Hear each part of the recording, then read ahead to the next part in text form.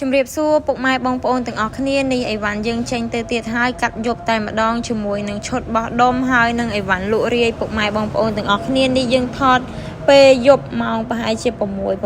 ងប្អូនទាំងអស់គ្នាមិនមែនយើងលក់ពេលយប់ទេដោយសារតែអីវ៉ាន់គឺភ្ញៀវគាត់តថ្លៃទៅរៀងយប់បន្តិចបងប្អូនទាំងអស់គ្នានេះឈុតម៉ាស៊ីនដៃថ្មីម៉ាស៊ីនថ្មីកង់កស៊ូមកទឹកផាកង់ដៃថ្មីតម្លៃត្រឹមតែ6លានជាងទេពុកម៉ែបងប្អូនសម្រាប់បងត្រូវការឈុតតម្លៃត្រឹម6លានជាងយើងបានថ្មីសុទ្ធអី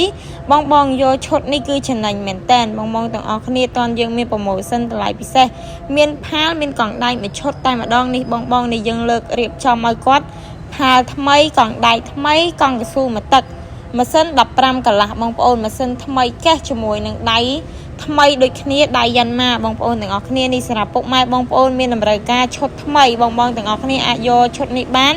តម្លៃត្រឹមតែ6លានជាងបញ្ជាក់បងកង់កស៊ូមកទឹកបើសិនជាបងយកកង់ថ្មីគឺយើងបូកទៅតាមតម្លៃអញ្ចឹងបងដែលគាត់ស្រឡាញ់ពេញចិត្តធ្វើការតាក់ទងមកកាន់ហាងហុកលីមបានអរគុណច្រើនពុកម៉ែបងប្អូន